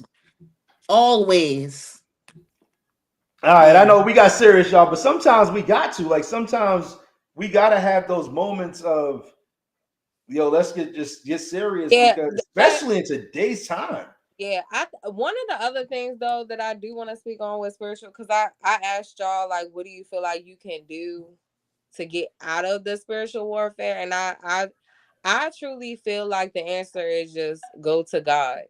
Mhm. Like a lot of people, like I was explaining with the crystals and the sage, and some people feel like whatever your beliefs is, like whether you believe in the Quran or the Holy Bible, you know what I'm saying? Like whatever your beliefs are, just stick to that. Like stop trying to go to multiple different religions and like trying to put it all together. You know what I'm saying? Cause I feel like I feel like that is not like I don't know. I just feel like that's not going, I just like I feel like it's a difference between just like people who are just spiritual and people who like you could be spiritual and still like have a specific religion, But like for example, this is not me personally, but like I've seen people do it. Like I just don't believe like you can believe in the Bible but still be like practicing like tarot readings and like because in the Bible it says those things, like it's like it says like no type of divination, like I don't believe in like getting your palm read, seeing psychics and stuff like that, so I feel like sometimes when people is in the midst of like a spiritual journey, they're so intrigued by it that they like, okay, well, I'm in the Bible, but I also want to learn about tarot readings and I want to know my future. And, because you're trying to get to this spiritual realm. But I feel like, you also can't go against the beliefs that you claim that you believe in. You know what I'm saying? Yeah. Because So ultimately, Yeah. that's when you get that spiritual warfare. Like if I believe in a Bible, I can't be doing stuff that God that don't is want me against the Bible. and wonder Yeah. why I'm not getting closer to God and wonder why they're So Yeah. not accepting me. In my opinion, like if you are, you have the crystals and all that stuff, I feel like you said, Bridget, I feel like you're trying to like insert yourself into like this spiritual realm where it's not our place to be there. And I Like feel it's people don't realize too why that spiritual warfare and that dark cloud is around you is because you doing all that stuff, you're letting evil spirits into you. exactly. It's like you're literally teetering Yeah. on that sense of like the spiritual and I don't want to say like reality, but Mhm. like basically. Yeah. And in my opinion, I'm like the way I feel about it is you're trying to be in a place where we're not supposed to be yet. Mm-hmm. And if you keep trying to force yourself into that space, you're going to get forced into that space. Mm-hmm. And And I don't know what y'all mean by, and I don't know if y'all are picking up what I'm putting down by when I say being forced into that space yeah, where you're nah. not supposed to be So there yet yeah, you when ain't getting you because because God you're knows it's not not supposed your time yet. But you keep trying to be over there, He'll put you there. yeah. He'll like put you it's there. Don't. so Huh. the so when it comes to anything that is especially when it comes to like idolatry, you know what I'm saying, like looking at idols and stuff like that. And I know everybody, this is not what we normally talk about on the show, but please hang out with us. You might Well, you might pick up I'm something. gonna tell y'all why I wanted to talk about it. I wanted to talk about it because, like, I think because I personally went through it, I be seeing people Mhm. go through it. I Yeah, see when people is going through spiritual warfare, like because I personally went through it myself, and I feel like it do need to be talked about because some people it aren't does. really aware Absolutely. and even how to get past that. You know what I'm saying, and Mm-hmm. why it's even happening to them in the first place. Mm-hmm. So the one thing I know is anytime you try to see past where God wants you to see, you're treading in bad territory. Hmm. Yep, I Um, agree. you're treading in really bad territory. Let me see. Do y'all think God will use someone close to you and open your eyes to see a message He One has for you? million percent. Absolutely. Absolutely. Absolutely. I Even definitely, people you don't know, people put. I 100% feel that every person that walks into your life with a purpose. I 100% yeah, believe that, even if it's small, good or bad, they yeah, walked into your life with a purpose, and you gonna find out what that shit is. yeah. I feel like Angie said, I feel like God will definitely use people who, you know, might be dancing with the devil to play with you. Mm-hmm. God also has, like, you know, his servants that come into your life, or they might be around you, and Mm-hmm. they might, like, you know, like, I think those people can remind people of their power. You know what I'm Mm-hmm. saying? Yeah. Because, like, how many times people get depressed, but then, like, somebody good for you, somebody who really genuinely cares about you, has your best interest, they're literally like speaking like life back into you. You know, Yeah. they're reminding you of Mm-hmm. who you are, instead of letting, like, you know, when you depressed, you letting the devil get in your head like, you can't do this, you gonna fail, you ain't shit. You know what I'm saying? But you got those people, those real servants of God, who really have your best interest, that is like literally speaking life into your life, you know. Mm-hmm. And it's powerful. And I think people underestimate it, you know, but you also have to be careful of the people that you keep around you that don't have good intentions for you, That's what I Mm-hmm. was getting you ready to know, say. because That's it's what I good. was getting ready to say. And even if it's not people around you, it might be people that they're entertaining with. You know what I'm saying? Yeah. Because the thing is, it's like you like dealing with somebody who poisonous. Eventually, you can be poisonous too. You know what I'm Yep. saying? And you come to somebody around somebody who's not, like, you eventually gonna poison me too. You know? So I just I think a big thing is, like, sometimes you gotta, you know, especially if you're in your spiritual journey and you be like, oh, I'm in a toxic environment, or some people around me is like not in the best place of their life. It's like, yeah, you're gonna have to isolate yourself. You know what I'm saying? Because Mm-hmm. if not, they're gonna pull you backwards. So the one thing I will say um, is be careful who you share your dreams with, because God may put a dream in your mind and a destiny in your heart. And he's like, yo, this is where I see you at.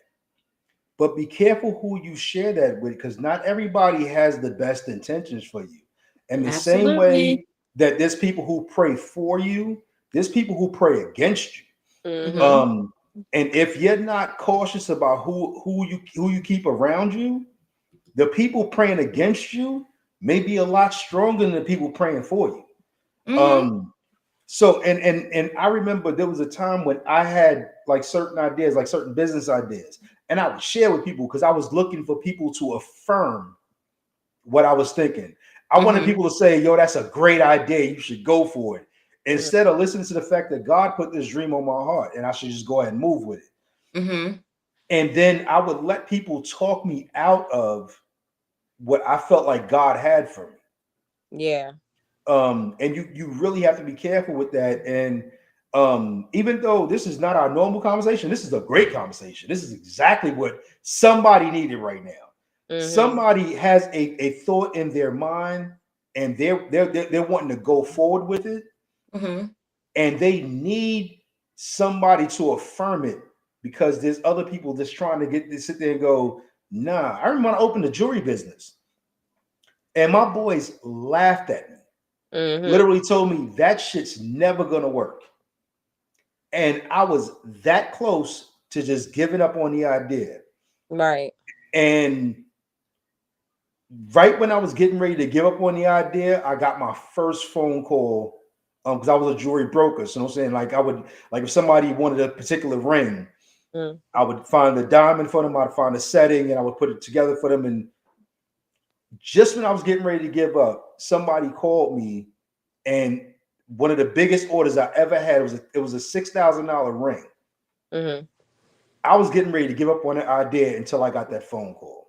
Yeah. That was Mm-hmm. the person who God sent to say, no, this is the idea I have for you. Right. You need to go ahead for it. And I'm going to show you that it's going to be profitable for my good. Right. You know what I'm saying? Yeah. Because what we don't understand sometimes is sometimes we're not, and I heard this from a pastor, this ain't my words. Sometimes we're not a port, we're a portal. So in order for you to do good for people, you have to have the resources to do that. Mm-hmm. You know what I'm saying? Yeah. You can't help people if you broke. So God will enrich you so that you can help other people. And I felt like he did that in such a major way. Like I literally went 6 months where I was pulling down like $4,000 or $5,000 a month on my what I've considered my side hustle. Yeah. And when I'm sitting there going, yo, I'm rich. No saying I got no saying not rich, but no saying I got paper. No, I can do whatever I want now. God was like, nah, you can do whatever I want now. No saying I need you to move some money to people who, because God don't handle currency. God don't do that. Yeah. You know what I'm saying? So he puts money in people's hands and tells them, this is what I need you to do with it. Mm-hmm. Your voice could be used to seeing you at a certain point. That's exactly what it was. To see me at a certain point in life and not able to accept you in a different position.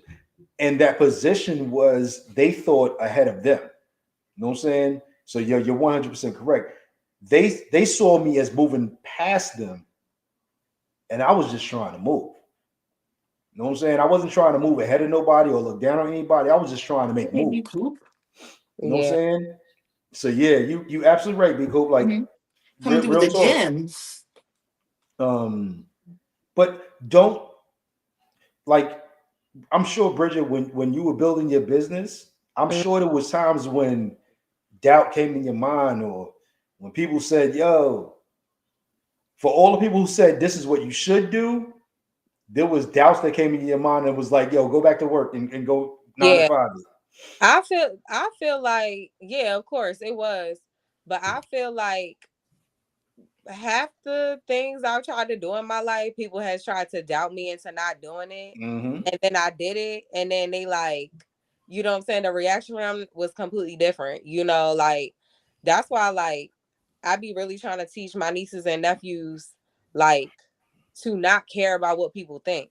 You know what I'm saying? Like I'm like, you know, like even today I was talking to my niece and I'm like, she telling me about this boy that she has a crush on, and I'm like, okay, well, do you like him? Like, did you tell your friends? And she was like, they say he's ugly. I said, well, what do you think? You know what I'm saying? I'm like, if he's cute, then why do it matter? Like, you know, I'm like, they could just be hating or something, you know, but right, they can be mad. Yeah. I mean, everybody gonna think it's impossible until it's possible. You know, I don't think it's nothing on this earth. I feel like I could do anything. If I really put my mind to it, I can do whatever anything, you know. So people definitely want Everything is impossible until it's done. Like everything is impossible until somebody accomplishes it. So the like Ange, for example, like when you went through the hardest part of your year so far this year. I ain't had no job, say that shit. A bitch lost her job in February, just got one a week ago. But damn, like I be trying, you know what I'm saying? Just listen, one thing about Angie, I've officially gotten over it now, so now I can live in my truth. Good. But you could have allowed that to be the situation that brought you down, and not only you, but it could have brought your relationship down. And you didn't allow that. You know what I'm saying? That's you tackling spiritual warfare. You know what I'm saying? That's you saying, I don't care what you throw at me. There's something greater that I'm pushing for. You see something brighter in your future and you're pushing for it. So like when we talk about spiritual warfare, these are the type of things that you can look back later on and go, you know what, the devil tried it. Yeah. You know what I'm saying? But I didn't He allow definitely tried it. But not over here. I feel like the true key to it is keeping your faith. You know what I'm saying? even like when I went through what I went through with my sister, and I think I seen my niece like one time, and you know, like I always, you know, teach my nieces and nephews a lot, but I'm like, keep praying, you know. In the midst of me not seeing them for 2 years, I probably seen them like one time, and it was not, you know, she wouldn't let me see them, but it was like on accident. You feel me? I'm like, keep praying, you know. But I just feel like even when you going through, if you going through stuff where it's like bad stuff keep happening, bad stuff keep happening, I feel like that's when you gotta really keep your faith. You know, you gotta know that regardless, like God gonna work everything out, you know. Because if like the devil tempting you or the devil testing you, that's when you're gonna start losing your faith. Like, why bad stuff keep, it's gonna make you start, you know, feeling like God ain't on your side. And I'm gonna go out. So I don't know what the ratio of men and women are in the chat or that's viewing us right now. I appreciate everybody, but here's the thing, guys. You wonder why when you get into a serious relationship and you think you found that one, why you get so many women who are hitting you up on social media or women that ain't text you in years is hitting you up. It's because that woman that you're seeing as being the one, that's the one that you're supposed to move forward with and push all that noise out your way. It's hard sometimes. I've been through it. Trust me when I tell you it's hard, but push through that noise because if you can push through that noise, that woman that you're seeking to move forward with, and she's focused on you and you're focused on her, make that your focus. And I promise you, that'll be the woman who will help you build everything that you've ever wanted to build, be it a house, be it cars you want, be it the job you want, no matter what it is. And this is just me speaking to, you know what I'm saying, the guys, ladies, that's not my job to speak to y'all. I got two women for that.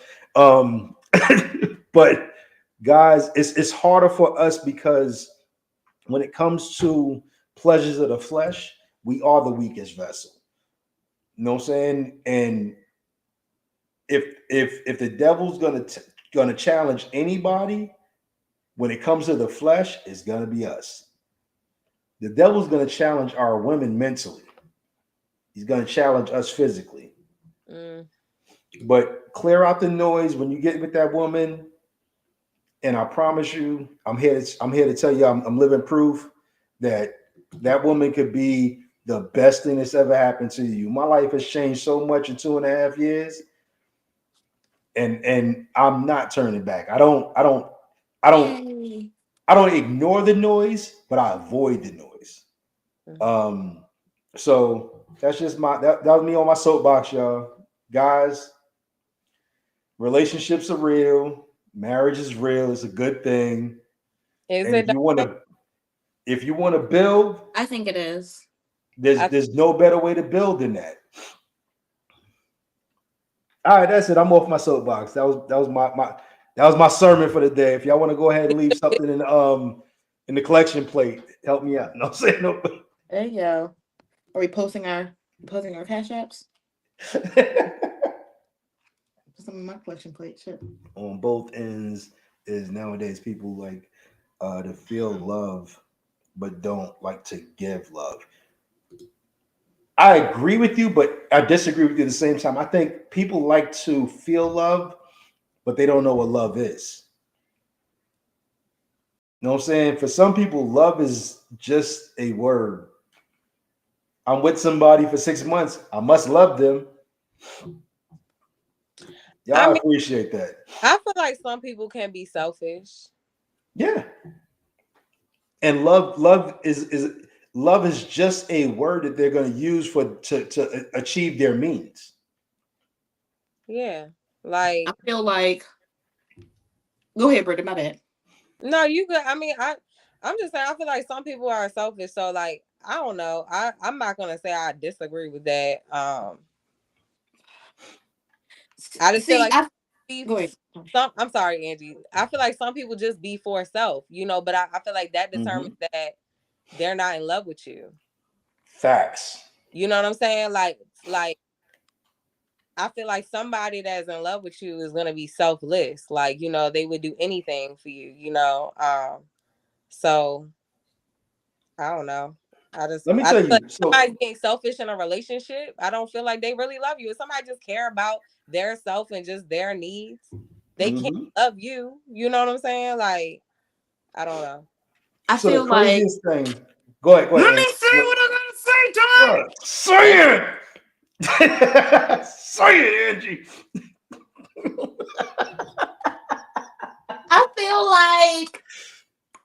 I feel like people want to love, but I feel like people don't know how to love another person the way that that person actually wants to be loved. You can be in a relationship with somebody all day, but if you're and you can be in love, and you can love them, like them, all of that, blah blah blah. But if you're not giving the love that that person, you could think that you're giving the top quality love, you're great. But if you're not giving that person what they're actually wanting and what they're looking for, Mhm. you're not giving them what they want. You can be in love all day long, but if you're not giving them what they want, then yeah, it's not really, you're not really helping yourself. Also, I just want to throw out there, my phone's on 10%. You need to plug it up. Now we about to tap out in a minute, but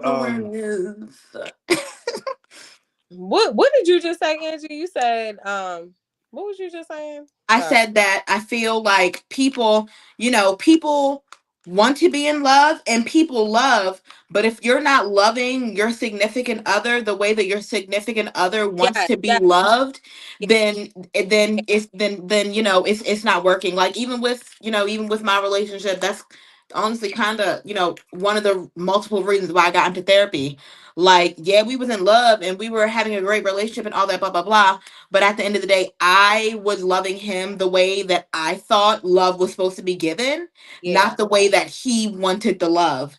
yeah, So, that's something that I did have to learn. And I yeah. learned it, and now we're great. I did have that conversation with one of my clients recently. And no, I don't want to put it on men, but it's like I feel like some people pick and choose what they want to communicate with their partner.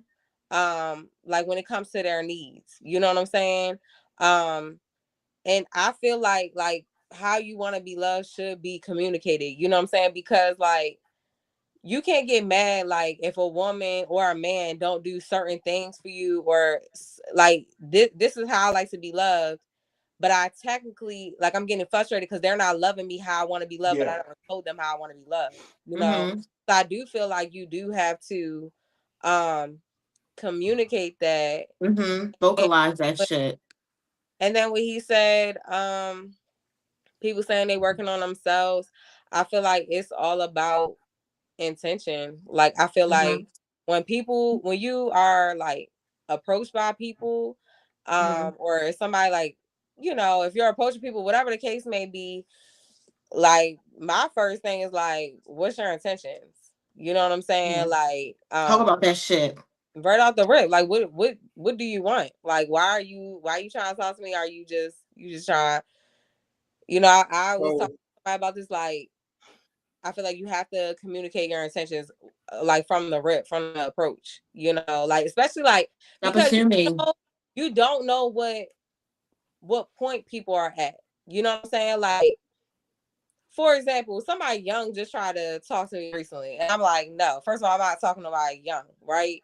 But also, it's because and why, like, I would never entertain nothing like that for fun or nothing like that. Like, you know what I'm saying? Because you at a different point in your life and I'm at a different point in my life. You don't know what I want right now. Like, you know what I'm Mm-hmm. saying? Like, right. I'm ready to be 34. Who's to say I want to, like, maybe I want to have a child. Like, you know what I'm saying? I can't entertain fun. So that's why I feel like you have to be clear about what you want from the beginning. Like if like I want to date with the intentions of like being in a committed relationship and then possibly marriage, and I possibly want a child, you have to be clear with that because everybody not on that type of time. Like you got some women that already have kids. Like I know women that already have kids and maybe been in long relationships, And then when they meet guys, they be like, I don't want nothing serious. Like, I don't want to be in a relationship with you. I just want to have fun. And the men don't know how to take it, but that's because everybody is on different journeys. Like, the women might just be like, I'm not looking for nothing serious because I've been a mother for X amount of years. I've been locked down in a relationship for X amount of years, or I've been living with someone for X amount of years. Now I just want to have fun and have my freedom at the same time, so it just depends. I feel like everybody is different. You have to know like what people want, If not, you're going to start talking to someone and then realize y'all both have different wants, and different. And then time done gone past now. You done wasted your time. So it's like, you gotta be very clear about like the intentions off the rip. Like, if somebody try to talk to me, what's your intentions? Like, what are you looking for? So I know I spoke to you guys, but before we close out, I can't help but speak to women too. Ladies, the worst way to try to show a man how you want to be loved is to try to love him that way. And here's what I mean by that. It's better to tell a man that this is how I want to be loved, as opposed to going, I'm going to love him this way and he's going to reciprocate it. He's not, because he doesn't know how to love that way. Mm-hmm. So you have to tell him exactly how you want to be loved. You know how I knew without a shadow of a doubt that I was in love with my wife?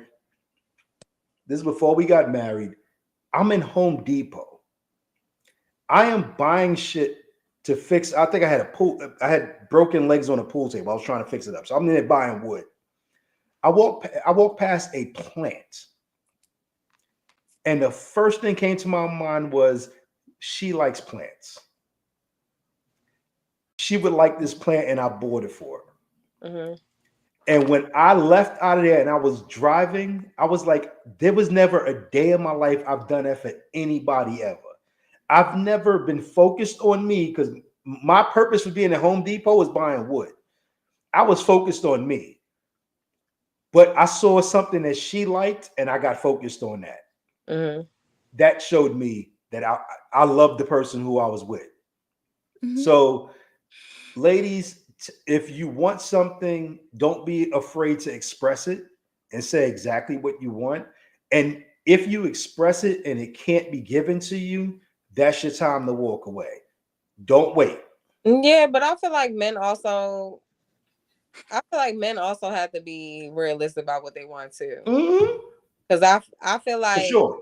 I feel like women, I mean, I'm not going to say like women will like, I'm not going to say like women will be like upfront about every single little thing, like about mm-hmm. what they want. But it's like eventually, like men will know what the fuck we want. Like, you know mm-hmm. what I'm saying? Oh, shit. No, we don't. Women write books in maps. If you can't follow that shit, that's your problem. Right. Give it to us in pieces. But I don't feel like you got you some men that will be like, and I'm just like, I'm not saying I'm just speaking in general. Like, you'll have some men that be like, oh, I'm just trying to have fun. I'm not looking for a relationship. Like, you know what I'm saying? And they'll be honest with that. Like, you know what I'm saying? Mm-hmm. Then you got some men that like not even just men, it's women too. Fuck that. It's people that do not know what they want. So they just like going with the flow. Then they dealing with someone, realizing like, oh, I don't serious. Mm-hmm. And you done wasted all this time. Like, so I don't know. I don't know. I feel like everyone needs to communicate. Like, I feel like communicate their wants and their needs, because at the end of the day, it's your life. It matters. Like I swear I used to be so scared to tell, like, especially in like my 20s, I used to be so scared to tell men that I wanted to get married. Like, I don't know why, but it's like, if that's what I want, why am I sitting here entertaining people who don't want the same thing as me? Right. If that's where you want and that's where you're headed. Yeah. It's just speak that. Because and I also feel like it's that thing of like, people be lusting. It's like you might be attracted to someone and you like, dang, I want to fuck with this person. Like, you know what I'm saying? but you're ignoring the fact that like y'all don't have the same wants, you know? Mhm. Right. And this is not Just so. because you're attracted to them, that's why I was like, you gotta put, or even started having sex. Like that's why you gotta put that shit to the side when you first meet someone. Be very logical. Like, what do you want? Do you want kids? Do you not? Do you want to get married? Like, Right. Before you know, you what I'm saying? share all that together. Hypothetical conversations. I mean, questions to figure out if y'all really compatible. You know, like if not, like you fucking with someone and you getting connected to them and it's hard to get away. And when you realize like, damn, this person is not even, just like we was talking about earlier, Angie, like when we, or you too, Dawn, like we talked about how do we know when the relationship was over? You know what I'm saying? When we realize we don't have the same wants. I don't want what they're offering me. That shit could be over after the first date. Right. If you express who you are and what you want. Exactly. How to avoid that. Like if someone know that you can't be faithful and you know that you want an open relationship, you need, regardless if you're scared to lose this person because you might be sexually attracted to this person or attracted to this person. You have to be honest, like, look, I have an issue committed to one person. I like open relationships. I like to deal with who I want to deal with from time to time. Whether you're scared that that's going to scare, I mean, whether you think that's going to scare the person away or not, you have to be honest about that, you know? If not, you wasting your time, you know? Yeah, and time is the one thing that we don't have in large quantities. But here's the thing. You know, and having said that, we don't have time in large quantities. Why? Because my phone's on 3%. So we want to say thank you for watching the Threesome Show. Shit, Love, Sex, and Society. We got 3 minutes on that, 3% on that battery. Anyway, Love, Sex, and Society. Yo, we appreciate everybody for tuning in and hanging out. Like everybody, for the most part, hung out with us the whole show. But we definitely gave y'all all three: Love, Sex, and Society today. And did. Bridget, we are going to touch on this topic again in the future. So I know we'll have one of those moments we talked about that. No, this is one of those topics where we're gonna carry on with. Anyway, right? Because we was been supposed to talk about money. We still ain't had that episode yet. Yeah. We're gonna talk about money, but I think this one right here was necessary, and I think a lot of the people in the comments got a piece of it. So anyway, in a minute, we're gonna get back at y'all. Please tune in next Wednesday, same time, same channel. Love y'all. Be easy, folks. Love you guys. Thanks for watching, everyone.